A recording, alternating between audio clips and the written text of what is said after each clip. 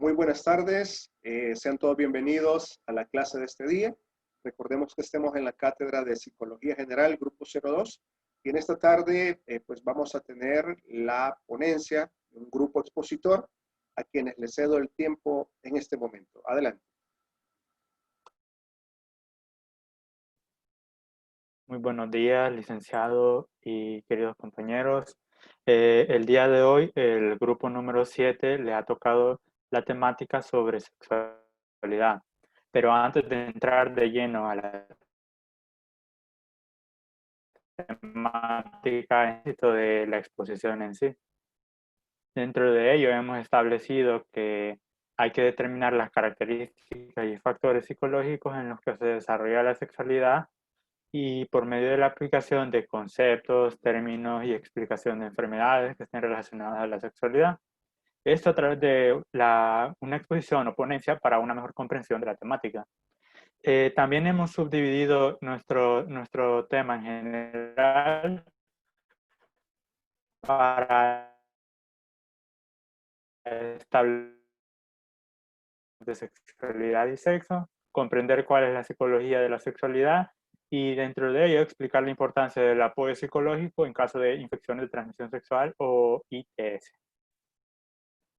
Para empezar, tenemos que tener en cuenta el concepto de sexualidad, el cual abarca la conducta y personalidad de los seres humanos.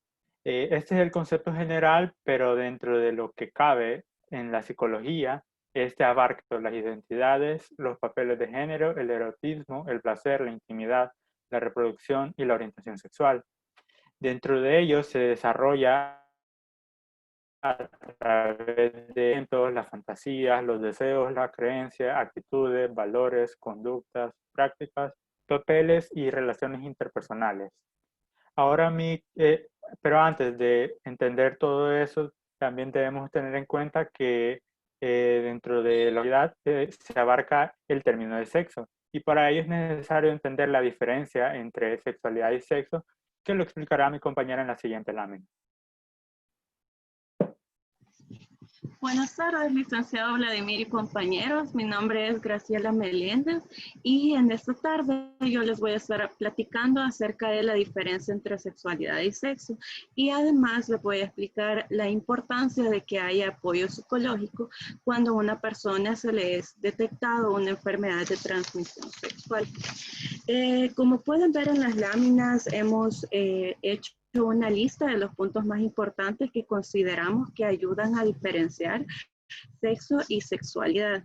Pero quisiera hacer un ejercicio mental para iniciar. Quisiera que apartaran sus ojos de las diapositivas y que por un momento pensaran qué es lo primero que se les viene a la mente cuando escuchan la palabra sexo. Es común que muchas personas inmediatamente piensen en el acto sexual y esto es porque hay un gran desconocimiento acerca del empleo correcto de este término. El sexo en realidad debe usarse para definir o para hablar de la anatomía. El órgano reproductor que distingue a una mujer de un hombre es una cuestión de biología. Por eso decimos que hay sexo femenino y hay sexo masculino. Y esta no se escoge, ya nacemos con ella, no la escogen nuestros papás tampoco y no va a cambiar a menos que haya una injerencia externa. Es decir, a menos que haya una operación quirúrgica para cambiarse el sexo o a menos de que se tomen hormonas, pero por sí sola no va a cambiar. Y la diferencia de sexos en realidad cumple con una función biológica que es la reproducción. Con estos puntos estando claros, voy a explicarles ahora la sexualidad. Como ya les explicaba mi compañero José, sexualidad es más bien algo que hace referencia al aspecto psicológico, es una construcción personal, cómo se sienten las personas y cómo deciden comportarse, sentir, pensar, vivir como ser sexual dentro de una sociedad. Respecto a esto nos vamos a encontrar con diferentes puntos de vista, diferentes opiniones, formas de sentir y esto lo vemos evidenciado en homosexuales, en heterosexuales e incluso en las personas transgénero. Siguiente lámina, por favor.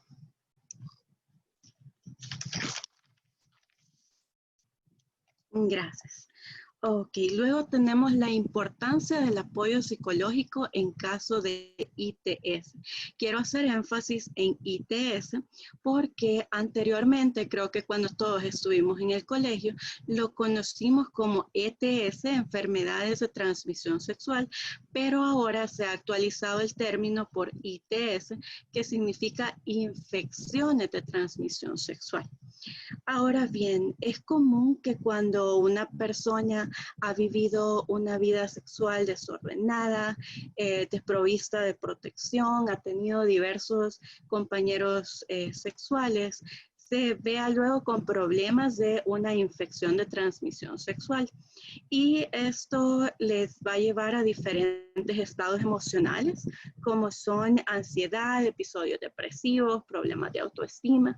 Y es importante que estas personas puedan contar con apoyo psicológico para que estas fases no se vean prolongadas o no les lleven a problemas como después, más adelante, querer quitarse la vida, etc.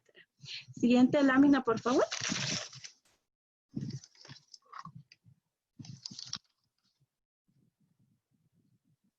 Gracias. En esta lámina hemos hecho una lista para ustedes de las principales etapas que suelen atravesar todas las personas cuando se les dice que tienen una enfermedad de transmisión sexual. En primer lugar, tenemos la negación. Es común que las personas cuando saben que tienen una enfermedad de transmisión sexual digan cosas como, no me puede estar pasando a mí. Repítame el examen, esto tiene que estar mal, no puede ser. Entonces, a eso llamamos etapa de negación. Cuando la persona no puede asimilar lo que le está pasando, se encuentra en negación. Es por eso que nos vamos a encontrar con que hay personas que, aunque inicialmente cuando reciben su diagnóstico se expresan en un estado de calma, más adelante se desploman totalmente. Luego viene una fase de ira. En esta fase vamos a identificar que las personas tal vez se tornen agresivas, empiecen a decir palabras groseras, pero es importante no tomarlo personal, ya que como podremos imaginarnos, hay personas incluso que son diagnosticadas con infecciones de transmisión sexual, estando dentro del matrimonio. Entonces esto les lleva a una sensación de ira, a decir, entonces si yo le he sido fiel a mi pareja, probablemente esto lo adquirimos porque él me está siendo infiel. Entonces esta persona se va a sentir enojada y a lo mejor incluso intente sacar todas estas emociones con el personal de salud que no tiene culpa alguna, ¿verdad? Pero en este caso nada más no hay que tomarlo personal. Luego tenemos la depresión. Como explicaban los compañeros de exposiciones anteriores cuando se hablaba del estrés, el estrés y la depresión están asociados. Y si el estrés que este tipo de información le genera a las personas se prolonga por demasiado tiempo, los lleva a una depresión que puede durar horas, días, incluso meses. Y eso les va a afectar porque afecta sus hábitos alimenticios, sus hábitos de sueño, incluso puede llevarles a que ya no disfruten las actividades cotidianas, a que tengan problemas para desempeñarse en su trabajo, etc. Y otro punto muy importante cuando hablamos de depresión es que tenemos que estar alerta a las emociones que podamos identificar en el paciente para poder detectar a tiempo una persona con intenciones suicidas o incluso con intenciones de hacerle daño a alguien más. Porque muchas veces las personas dicen, si alguien me hizo esto a mí, entonces yo quiero causarle daño a otras personas, voy a ir por la vida infectando a otras personas, ¿verdad? Entonces, no es así tampoco. Luego tenemos la etapa de aceptación.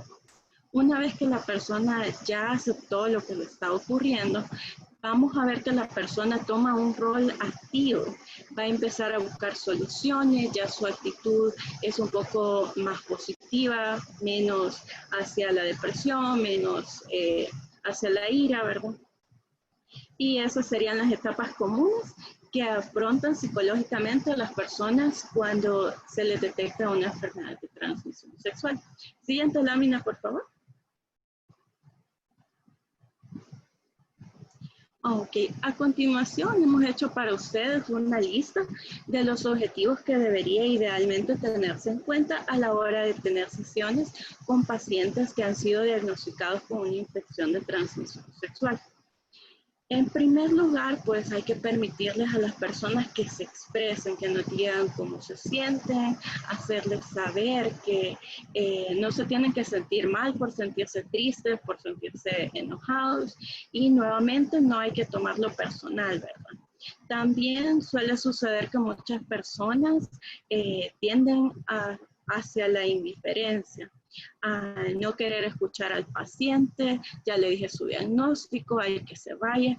Entonces es bien feo porque estas personas necesitan poder ventilar esas emociones un poco.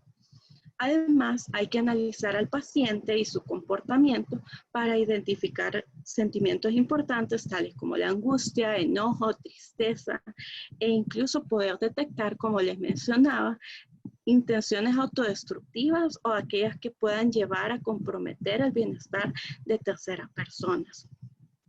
Además, sería erróneo poder adoptar el mismo acercamiento hacia todas las personas porque todas las personas reaccionan diferente. No podemos establecer un estándar de cómo las personas van a reaccionar. Es por eso que debemos adecuar nuestro enfoque hacia cómo veamos la personalidad de la persona, ¿verdad?, que estamos atendiendo. Además, en casos, por ejemplo, de SIDA, donde las personas es común que sientan que no hay esperanza, es importante hacerles ver, hacerles énfasis en caso de personas que han sobrellevado de una buena manera la enfermedad para que ellos puedan tomarlo como parámetro o como ejemplo. Además, debemos guiar al paciente para que pueda cambiar sus hábitos y la intención acá sería básicamente que el paciente se vaya con ideas claras, consciente y en el mayor estado de tranquilidad posible. Siguiente lámina, por favor.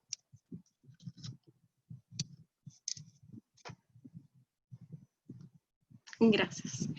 En esta lámina, como pueden ver, hemos hecho una lista de las principales o más conocidas infecciones de transmisión sexual.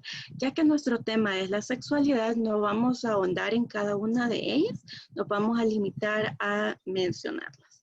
Por ejemplo, tenemos el sífilis, gonorrea, herpes genital, clamidia, hepatitis C, virus de papiloma humano, y me voy a detener un momento en VIH-Sida. La razón es porque, a diferencia de las que les mencioné anteriormente, cuando se habla de VIH, sabemos que hasta la fecha no ha habido un avance médico que pueda garantizar que estas personas van a sobrevivir a la enfermedad. Es altamente mortal y lo que es peor, las personas no saben qué esperar, cuánto tiempo de vida les queda.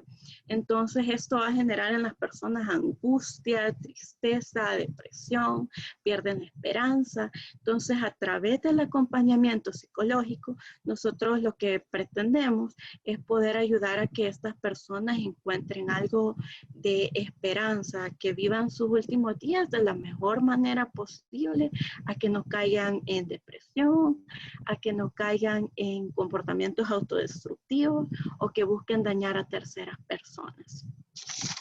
Siguiente lámina, por favor. Bueno, mi intervención ha llegado hasta acá, ha sido un gusto. Lo voy a dejar con mi compañera. Gracias. Gracias. Buenas tardes, licenciado, compañeros.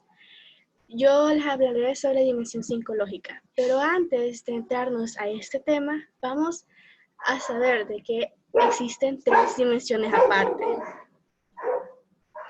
La sexualidad tiene 3 dimensiones, la social, biológica y psicológica, que es la que nos vamos a enfocar en esta presentación.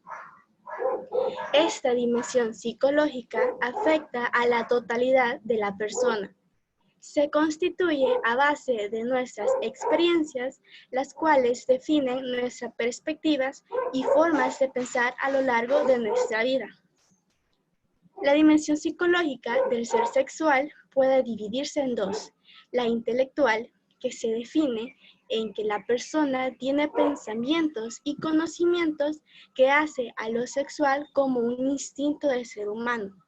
Podemos definir el instinto como la fuerza interior que actúa como acumulación de energía que nos impulsa a liberarla a través de una práctica sexual, muy diferente a la afectiva, ya que esta es una relación de distintos grados de intensidad e intimidad. La afectiva involucra sentimientos y sensaciones en la relación sexual. Es decir, que nuestras emociones dependen o nos la originan nuestra pareja sexual. Siguiente lámina, por favor.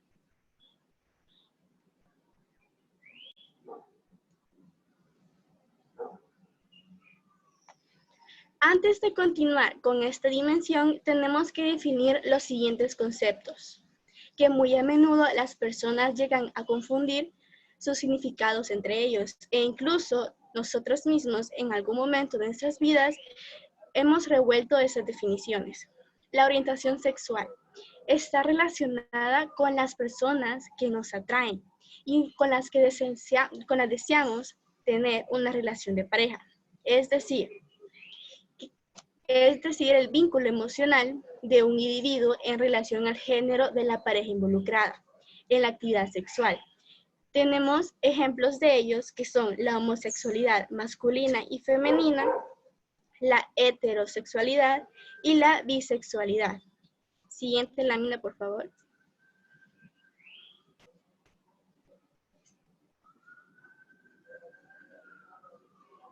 Género e identidad de género. El género es la suma de valores, actitudes, papeles, prácticas o características culturales basadas en el sexo. ¿Qué nos quiere decir esto? Que son roles construidos socialmente que se consideran apropiados para niños o niñas, hombres o mujeres. Es decir, ¿qué características asocian al hombre o a la mujer? Eso es lo que significa el género. Ahora, la identidad de género define el grado con el que cada persona se identifica como masculino o femenino, o alguna combinación de ambos, es decir, los sentimientos de pertenencia al género masculino o femenino, la forma de sentirse de uno mismo de entre hombre o mujer. Con estos conceptos ya explicados, podemos decir que nuestra propia identidad y orientación sexual depende de gran manera de nuestro modo de vernos y entendernos psicológicamente en relación a lo sexual. El proceso típico de la dimensión psicológica en los y las adolescentes es la identidad sexual. Tu orientación e identidad sexual pueden mantenerse durante toda la vida o pueden variar según te sientas atraído o con quien mantengas una relación romántica o sexual activa. Siguiente lámina, por favor.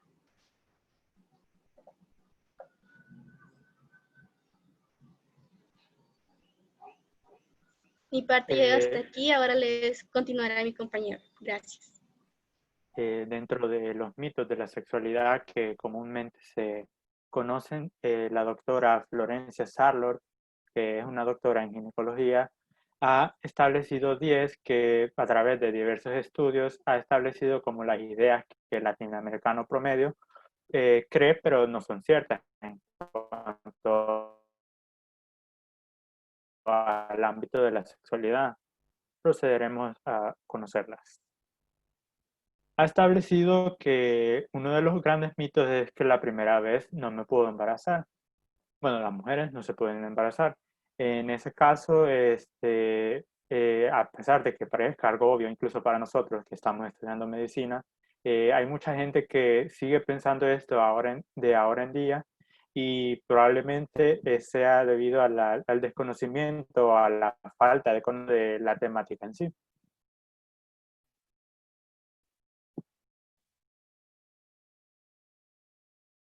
Los hombres siempre tienen ganas. Este es también otro mito bastante común y realmente no se han establecido parámetros o estudios a fondo que establezcan esto. Y se ha establecido también que a través de estudios, pero muy cortos, es decir, que son resultados que se esperan muy a corto plazo, que tanto hombres como mujeres siempre tienen la misma actividad sexual independientemente del país en el que se desarrolle o la cultura. Si usamos doble preservativo nos cuidamos mejor. Ese es otro mito muy común que la gente se cree que no tiene conocimiento sobre las coitales. Hay mucha más probabilidad de que estos se rompan debido a la fricción que ejerce el látex. La menopausia genera bajo deseo sexual. Los procesos fisiológicos del ser humano en sí no tienen mucho que ver con el deseo sexual. Sí tienen que ser, sí son involucrados, mas no lo afectan de manera directa. Y este es uno de los factores, tanto como esto y como la edad, que ya lo veremos más adelante.